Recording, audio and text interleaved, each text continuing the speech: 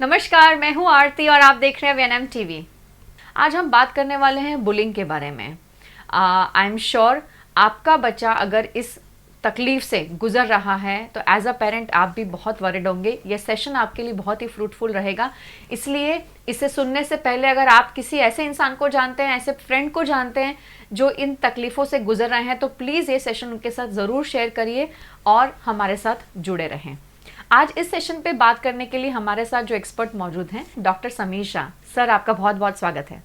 नमस्कार sir consultant paediatrician हैं and adolescent specialist हैं। ये नेशनल कोऑर्डिनेटर हैं AACCI यानी कि association of adolescent and child care in India. इसी के तहत अभी एक प्रोजेक्ट चल रहा है जिसका नाम है protect yourself, say no to anger and bullying in children, जिसका शॉर्ट फॉर्म है ABC।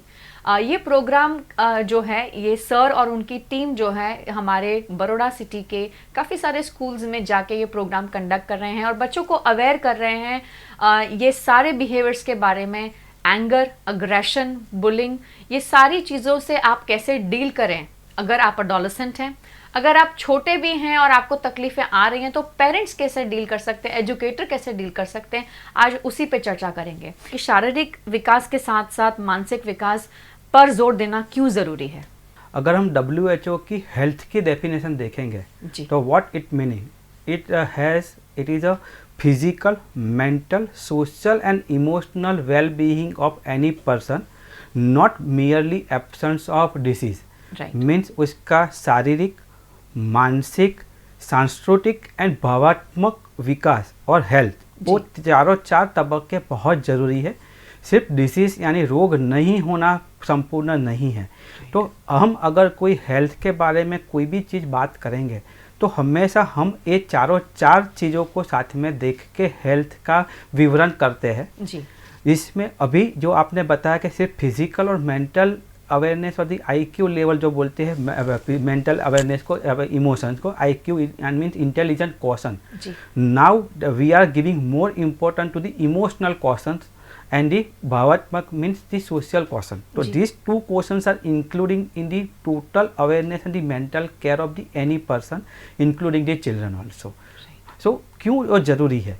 बिकॉज सर्वांगी विकास के लिए सिर्फ फिजिकली और मेंटली ठीक होना जरूरी नहीं है। जो इमोशनली जो बच्चा प्रॉपरली एक्सप्रेस स्कूल में कर पाता है, जो बच्चा सोशलाइजेशन मीन्स सांस्कृतिक चीज़ों के अंदर वो भाग लेता है, तो उसका सर्वांगी विकास आगे चल के बहुत अच्छा होता है और प्रॉपरली अच्छा नागरिक बनने में अपने संस्कारों की वजह से, अपनी भावात्मकता की वजह से वो अपनी सब नागरिकों को बहुत अच्छा अपना जो आउटपुट है वो दे सकता है जी। करेक्ट। तो that's a basic reason and now we are more concentrating in the school level also, ये चीज़ को काफ़ी करते हैं। कौन से ऐसे क्षेत्र हैं जिनके माध्यम से बच्चों को या एडोलेसेंट्स को बुली किया जाता है? अगर किसी माध्यम से बुली किया जाता है उसके पहले हम समझना चाहेंगे कि बुली किसको कहते हैं। बिल्कुल। बुलिंग मीन्स क्या, अगर हम हिंदी में उसका अनुवाद करना जाएंगे तो एक तो धमकाना होता है जी, या तो किसी को हैरेस करना होता है, या तो किसी को कंटिन्यूसली परेशान करना होता है। राइट। तो अगर हम ये शब्द को पकड़ के चलेंगे कि बुलिंग मीन्स किसी को परेशान करना, तो उसके लिए we have to keep in mind कि जो चीज़ शरीर के अंदर नुकसान करती है उसको अकेले को सिर्फ हम बुलिंग नहीं करेंगे। Means this is not only form of the violence. So it's a physical, not only physical violence, it's a one form of violence that include the physical means शारीरिक, then मानसिक और साथ में इमोशनली किसी को हैरान करना, जिसको हम बुलिंग कहते हैं। इसको हम डायरेक्ट बुलिंग करते हैं, मीन्स डायरेक्टली परेशान करते हैं। इसी तरह से इनडायरेक्ट बुलिंग भी आता है। इनडायरेक्ट बुलिंग मीन्स उसको बच्चे को सामने से कोई बुलिंग नहीं करता है, लेकिन person will make a one group, एक ग्रुप बना के उसके बारे में कुछ गलत अफवाहें फैलाते रहते हैं, सोशल मीडिया पे बातें करते रहते हैं, उसका कुछ नामकरण करके उसके बारे में कुछ ना कुछ गलत चीज़ें बताते रहते हैं। तो ये एक चीज़ का इनडायरेक्ट बुलिंग है। Means ultimately main aim and objective of bullying is to बच्चे को या तो किसी भी आदमी को परेशान करना। अभी यहाँ पे एक थोड़ी सी बच्चों को समझने की बहुत ज़्यादा ज़रूरी है कि difference between the टीजिंग and bullying. टीजिंग mean मस्करी करना। अगर अपने खुद के ग्रुप में फ्रेंड्स अगर इकट्ठा होके थोड़ा बच्चे को कुछ मजाक उड़ाते हैं तो 10 मिनट के बुलिंग हुआ, वो थोड़ी देर होके अटक जाता है। बच्चे को अगर परेशान रहता है तो friends also feel something discomfort and they will say sorry and वो बात वहाँ से अटक जाती है। तो उसको हर बार को हम बुली करके नहीं गनेंगे और उसके लिए शिक्षात्मक पगले की जरूरत नहीं होती है। उसके ऑपोजिट टू दैट थिंग हम बुलिंग की बात करते हैं तो इवन जो भी बच्चे का बुलिंग हो रहा है जिसको हम विक्टिम बोलते हैं, वो विक्टिम होने के बावजूद, वो परेशान होने के बावजूद उसका कंटिन्यूस हैरेसमेंट चालू रहता है, तो जिसको हम बुलिंग कहते हैं। तो जनरली बुलिंग का मैंने बताया फिजिकल, वर्बल, इमोशनल और नाउ अभी के टाइम में साइबर बुलिंग जो अभी बहुत इनडायरेक्टली हो रहा है और equally effective as the physical bullying. तो वो भी एक तरीका रहता है बुलिंग, साइबर बुलिंग भी। बच्चों को ये समझना भी ज़रूरी है कि वो सिर्फ मस्ती में चिढ़ा रहे हैं एक दूसरे को, कि फिर जैसे आपने कहा कि हैरेस करना, परेशान करना और कंटिन्यूस अगर वो चीज़ हो रही है जिससे बच्चे के मानसिक, शारीरिक और इमोशनल क्वेश्चन पे अगर तकलीफ आ रही है तो उसके लिए अलर्ट रहना बच्चे को भी ज़रूरी है और पेरेंट को भी ज़रूरी है। आजकल बुलिंग जो है वो पीयर ग्रुप्स में है, सोशल प्लेटफॉर्म्स पे काफ़ी हद तक बढ़ता जा रहा है। क्या कारण है इन सब के? आरती मैडम, हमें अपने ये जो चीज़ आपने बताई उसके लिए pre covid and post Covid era इसमें मैं डिवाइड करना चाहूँगा जी। No doubt pre covid era में भी हम सोशल मीडिया पे उतने एक्टिव थे, उसका अलग अलग इस्तेमाल करते थे। Post Covid era, because of the during COVID era so many things are happening exclusively on social media and the by the telephone के माध्यम से या तो इंटरनेट के माध्यम से होने लगी है, जिसकी वजह से बच्चे कंटिन्यूसली उसका एक्सपोजर कर रहे हैं। तो उसके अच्छे इस्तेमाल के साथ में गलत इस्तेमाल भी सीख गए हैं। तो जिसकी वजह से अभी ये साइबर बुलिंग का जो आपने जो बताया उसकी मात्रा नेचुरली बढ़ने लगी है। बिकॉज नाउ उनको खुद ने तो सीखा है, लोगों के फ्रेंड्स के माध्यम से भी सीखा है, और जब कोविड के टाइम घर पे दूसरा कुछ करना नहीं था तो उन्होंने पूरा यही चीज़ को सीख लिया है। तो कोई बच्चों ने उसका पॉजिटिव फ़ायदा लिया, कोई बच्चों ने उसका नेगेटिव फ़ायदा लिया। तो जो नेगेटिव जो चीज़ है उसकी माध्यम से ये बुलिंग का क्षेत्र एकदम बहुत ज़्यादा बढ़ गया है। उसका बेसिक 4-5 कारण हम दिखने जाएंगे। एक कारण जो मेनली हम देखने जाएंगे तो वो चीज़ है कि बच्चे सोचता है कि भाई सामने मेरे को कोई देखने वाला तो है नहीं, तो मैं कुछ भी कर सकता हूँ, कुछ भी लिख सकता हूँ, कुछ भी बोल सकता हूँ, मेरे को कोई पकड़ नहीं सकता है। तो पहला एक चीज़, एक फॉल्स फीलिंग ऑफ सिक्योरनेस आ जाता है। दूसरा अगर हम कारण देखने जाए तो बच्चों को ऐसा जो होता है कि कोई बच्चे डायरेक्टली एक्सप्रेस नहीं कर पाते हैं, वो इनडायरेक्टली यहाँ पे कुछ भी बोलने हैं, क्योंकि वहाँ कोई देख नहीं रहा है तो उनका जो लेवल ऑफ दी अटैचमेंट था वो कम हो गया, तो नेचुरली वो एक्सप्रेशंस करना चालू हो गया। माँ बाप का भी नज़रअंदाज करना कंटिन्यूसली चालू है, बिकॉज उनको लगता है कि बच्चा पढ़ाई कर रहा है, लेकिन बच्चे के सामने कंटिन्यूसली उनका ऑब्जर्वेशन भी कम रह रहा है। और नेचुरली सोशल मीडिया प्लेटफॉर्म ऐसा है कि जिसमें बच्चे ज़्यादा सीखे हैं और माँ बाप को अभी उनका टचअप कम हुआ, तो उनका एक्सपीरियंस सोशल मीडिया में कम है, तो रियली बच्चा सोशल मीडिया में क्या कर रहा है उनको खुद को भी मालूम नहीं हो रहा है। तो जिसकी वजह से उनका जो प्रोटेक्शन था, कि उनका जो रिस्ट्रिक्शन था, वो बच्चों को साइबर प्लेटफॉर्म पे इजीली मिल जाता है। और लास्टली और मेन इंपॉर्टेंट चीज़ अगर देखने जाए तो बच्चे को ऐसा लगता है कि ये मेरा प्लेटफॉर्म है, मैं खुद कर रहा हूँ, यहाँ कोई मेरे को पनिशमेंट नहीं मिलने वाली है।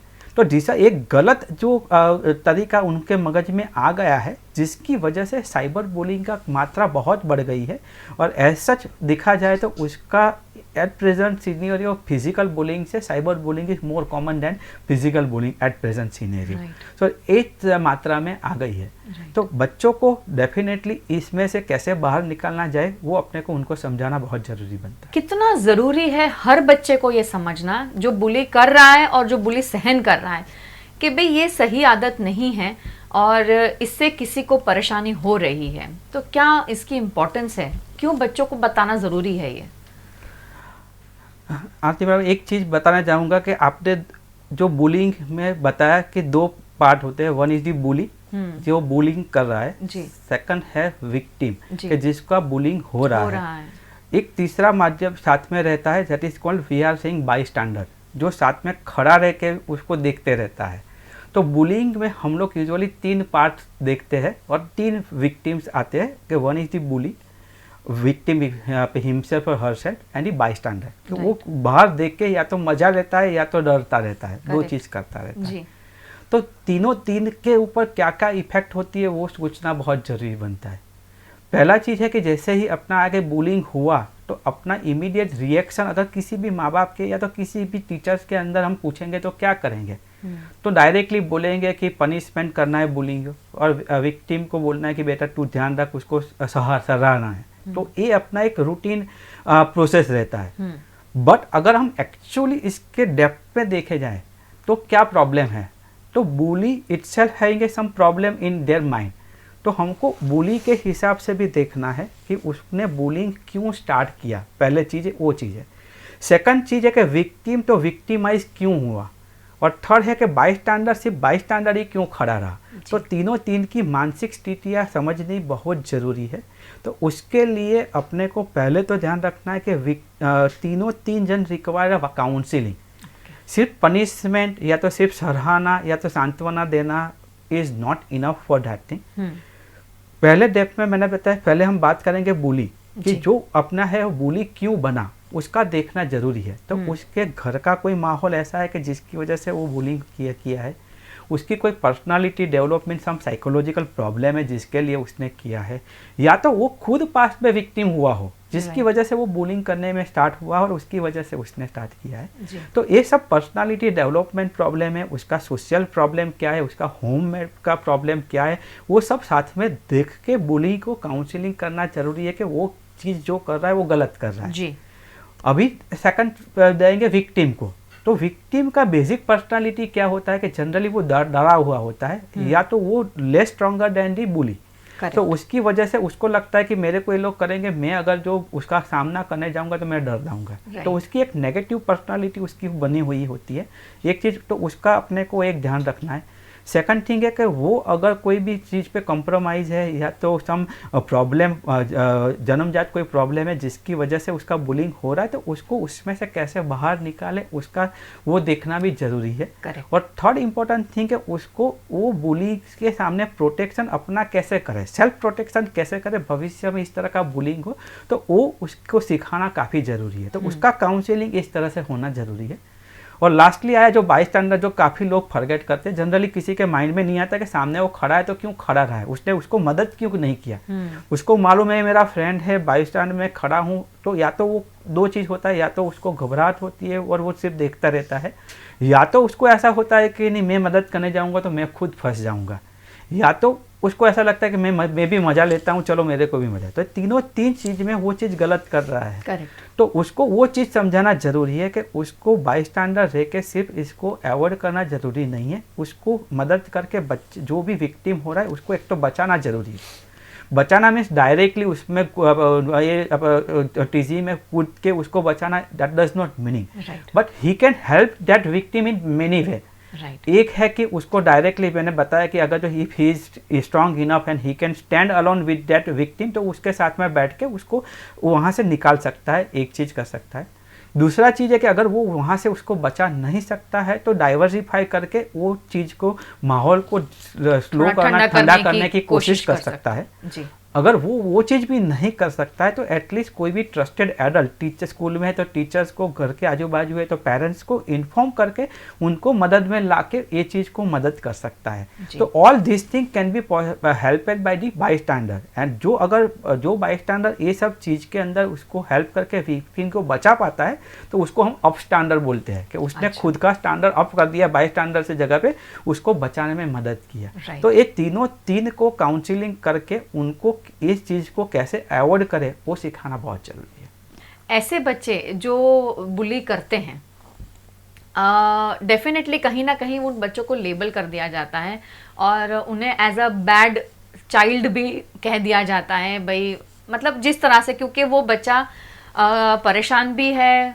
गुस्सा भी आ रहा है, उसको खुद को भी समझ नहीं आ रहा क्या हो रहा है, और रोज वही एक्शंस उसकी रिपीट हो रही हैं, कभी किसी के साथ कभी किसी के साथ। तो वो बच्चे को भी डेफिनेटली स्कूल में लेबल कर दिया जाता होगा, या मे बी शायद अगर कोई बच्चा घर जाके अपने पेरेंट्स से बताता होगा कि भाई ये बच्चा मुझे परेशान कर रहा है, तो पेरेंट्स की कंप्लेन भी जाती होंगी। ऐसे बच्चे का क्या? तो दो चीज़ है, आपने जैसे बताया कि bully, कि जिस बच्चे का खुद का वो bullying कर रहा है तो उसको तो एक लेबल ले लिया स्कूल के अंदर, और माँ बाप के बाद भी बार बार कंप्लेन आ रही है तो माँ बाप ने भी एक बार नक्की कर लिया कि भाई वो बच्चा बुरा है जी। तो वो चीज़ की वजह से उसका लेबलिंग और मानसिक स्थिति आगे चल के क्या होगी वो एक देखना पहले ज़रूरी है कि अगर उसका ये स्थिति से हमने बाहर नहीं निकाला जी। तो वो आगे चल के भी वो अपनी खुद की खराब गैंग बना सकता है और बाद में पूरे कम्युनिटी लेवल पे रायट्स वगैरह करा सकता है। बिल्कुल सही बात है, मतलब छोटी सी चीज़ अगर अभी हम ना संभालें तो आगे चल के वो चीज़ वहाँ पे प्रॉब्लम आ सकता है। सेकंड चीज़ है कि उसका जो नेगेटिव इम्पैक्ट चलता जाता है कि भी मैं खराब लड़का हूँ ऐसा सोच के उसके माइंड में भी सब नेगेटिव थॉट्स आके वो सुसाइडल टेंडेंसी में भी जा सकता है। तो ये सब चीज़ों की वजह से हमारा क्या जिम्मेदारी बनती है कि वो बच्चे के, मैंने बताया कि उसका क्या कंसिक्वेंसेस है, किसकी वजह से वो बुलिंग कर रहा है वो देखना तो डेफिनेटली ज़रूरी है, पहला चीज़ है। दूसरा चीज़ उसका जो हम स्कूल में लेबलिंग करते हैं या तो पनिशमेंट करते हैं तो कौन करता है, तो we the as a authority, school authority या तो स्कूल टीचर्स या तो पेरेंट्स।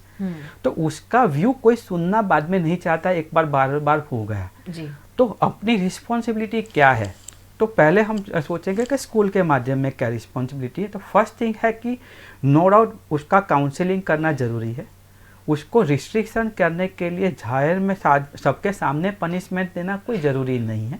उसकी पनिशमेंट हम अगर जो देते हैं तो पनिशमेंट इस तरह की कंस्ट्रक्टिव पनिशमेंट होनी चाहिए कि जिसकी वजह से उसको लगे कि नहीं मेरे को कोई पनिशमेंट तो मिल रही है लेकिन उसका आगे चल के उसके भविष्य में फ़ायदा हो सकता है। Correct. जैसे हम लोग सोचते हैं कि अगर उसको हम बोलेंगे भाई तेरे को स्कूल में आने का बना है, या तो हम फिजिकल पनिशमेंट देते हैं या तो कोई भी तकलीफ देते हैं।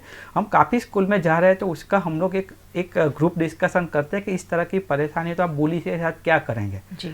तो काफ़ी टीचर्स वगैरह ने भी बताया कि you have to label him, के उसको बताना है तो सब स्कूल में दिखेंगे तो उसको खराब लगना चालू होगा, नहीं, but that is give more and more negative impact to him.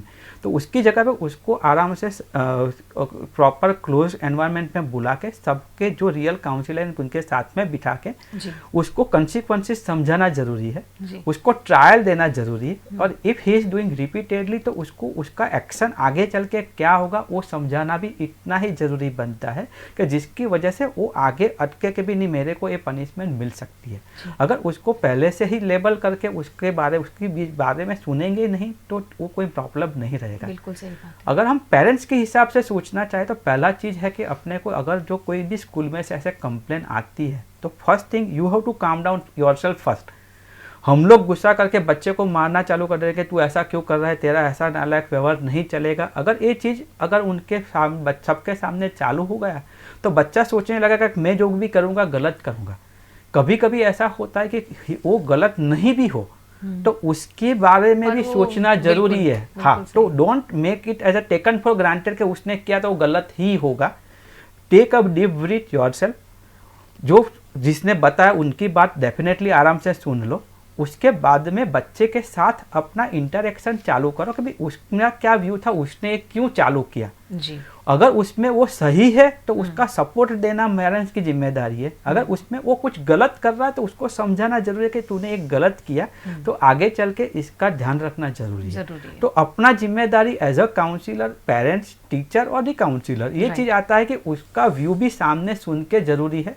उसका व्यू राइट है, सही है कि गलत है, वो देखना जरूरी है। तो वो अगर हम सोचना चालू करें कि बच्चा हर टाइम गलत नहीं होगा, bully always become bully, it's not like that thing. Sometime वो खुद बदलना चाहता है लेकिन अपने कंसिक्वेंसेस हम बार बार करके उसको बुली बना देते हैं, तो वो नहीं होना चाहिए। बिल्कुल। कोविड के बाद एक और चीज बहुत ही ऑब्वियसली बाहर आई और वो है बॉडी शेमिंग। क्या ये भी बुलिंग का हिस्सा है? बॉडी शेमिंग बॉडी का हिस्सा पहले भी था और कोविड के बाद भी है। बेसिकल चीज़ है कि हम लोग बुली को किस तरह से बुली करना चाहते हैं। इवन अच्छा दिखता है तो उसके लिए भी बुली हो सकता है, right.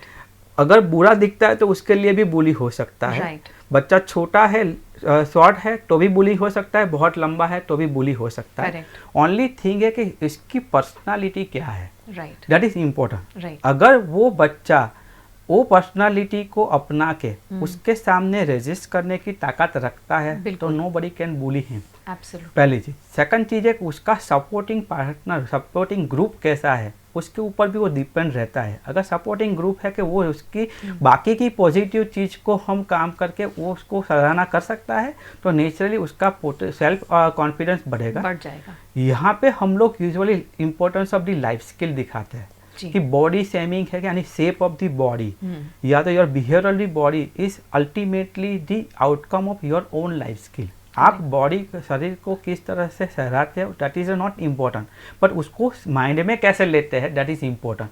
Means coping with the stress, coping with the emotion, self esteem and self confidence, all this thing is very very important personality development. अगर बच्चे के अंदर एक लाइफ स्किल हम पहले से देना चालू करेंगे तो नेचुरली वो अब बहुत मात्रा में चेंज नहीं होगा, even though because of the few medical condition this may be the always like that, few genetic conditions are there जिसकी वजह से प्रॉब्लम रहता हो सकता है, but ultimately mind will be always better than the body। Mind कितना protect खुद को करेगा उसके ऊपर डिपेंड करता है। कौन से ऐसे एक्सपर्ट्स हैं जिनको हम मिल सकते हैं, अप्रोच कर सकते हैं जब एक बच्चे को बुली किया जाए, किस किस तरह की मदद और किन से ले सकते हैं?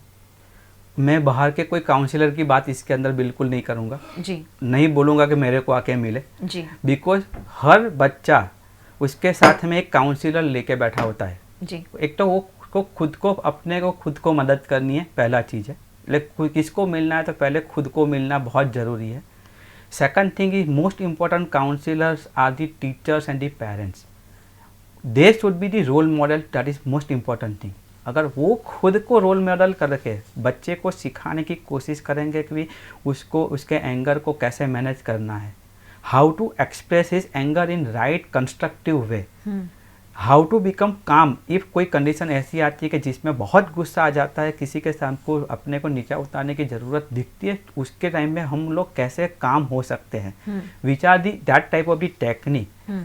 Teach right way to handle this type of the situation, किस तरह से हम सिचुएशन को हैंडल कर सकते हैं इसको, अदर देन डेट झगड़ा करे बगैर या तो बुली करे बगैर, and how we can give a more constructive way in that thoughts के अल्टीमेटली वो चीज़ को वो पॉजिटिव वे में ले, दैट इज इम्पोर्टेंट थिंग। तो माँ बाप, टीचर एंड पीयर एजुकेशन जो हम बोलते हैं कि जो बच्चे अच्छे होते हैं स्कूल के अंदर, नॉट मैं बोल रहा हूँ not because of the their good results but because of their good behavior, there should be in school that type of the group should be there, they can educate their own peers and that ultimately give that impact to their own friends के भी हम लोग इसको behave इस तरह से करें तो भी इस तरह से कर सकता है जी। और हमारा इस तरह जो आपने जो बताया ABC मॉड्यूल जो हम स्कूल में अभी कर रहे हैं, not into the Baroda, this is all over national movement and base of the आकी।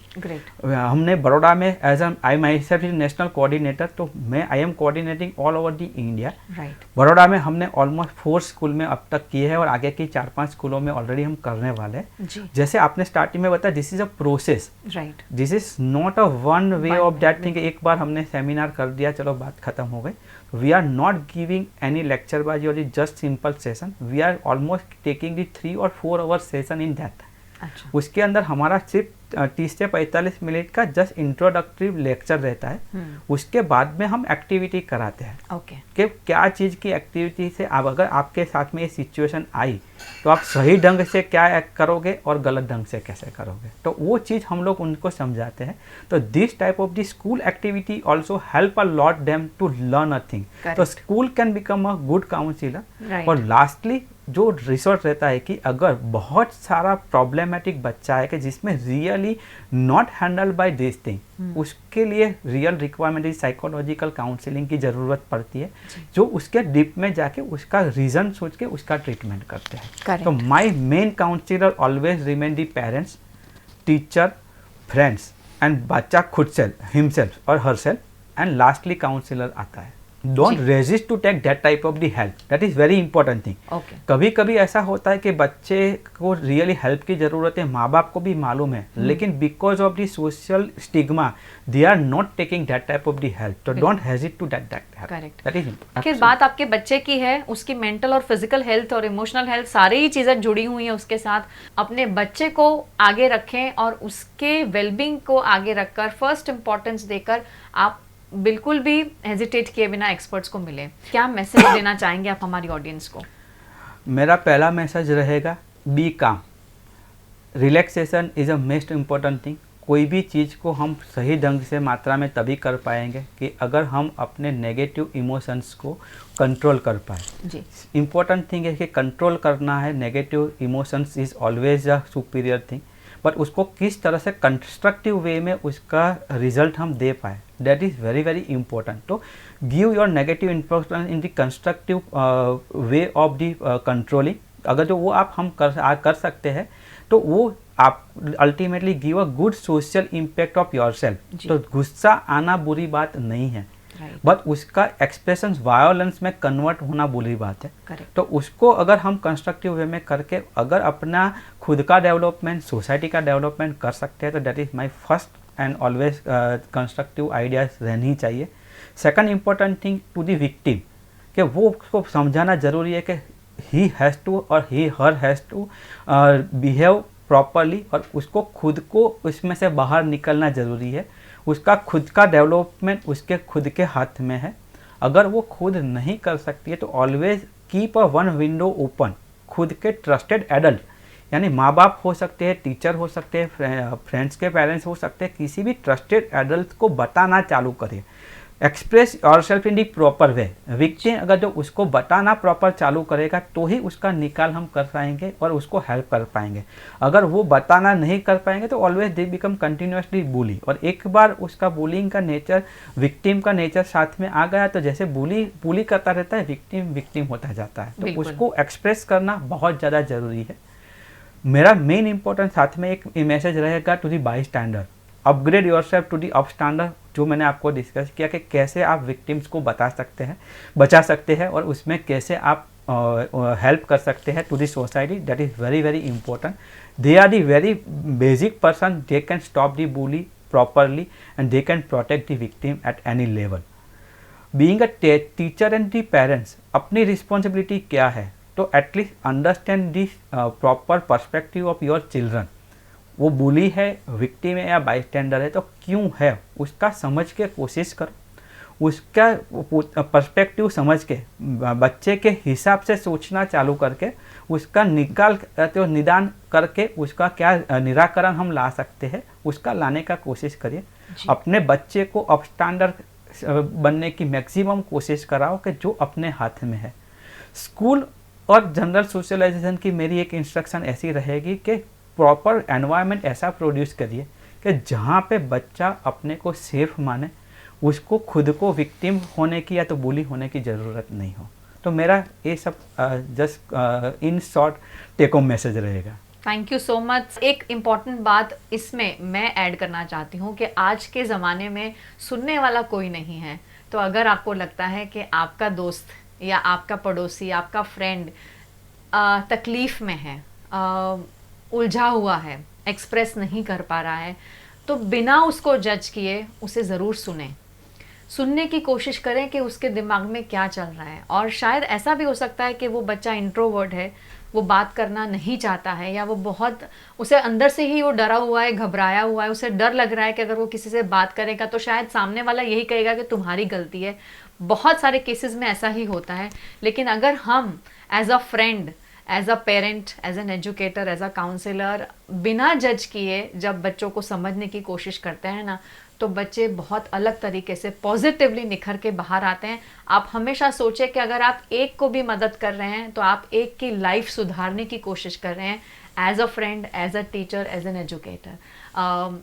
बहुत ही बड़ी बात है। थोड़ा समय अपने बच्चों के लिए ज़रूर निकालने की कोशिश करिए। आई नो कि आप लोग वर्किंग पेरेंट्स हैं, आजकल बहुत सारे समय नहीं होता है, पर थोड़ा समय एटलीस्ट सोने से पहले भी अगर आप 15 मिनट भी अपने बच्चों के साथ बैठकर बात करें, पूछें कि दिन भर क्या हुआ है, उसके क्लास में क्या हो रहा है, स्कूल में क्या हो रहा है, थोड़ी बहुत भी जानने की कोशिश करेंगे तो उनकी बातों से आपको आइडिया हो जाएगा कि क्या बच्चा सेफ है या उसे कोई और तकलीफ़ें जिस तरह की हम बात कर रहे हैं बुलिंग वगैरह की, वो हो रही हैं या नहीं हो रही हैं।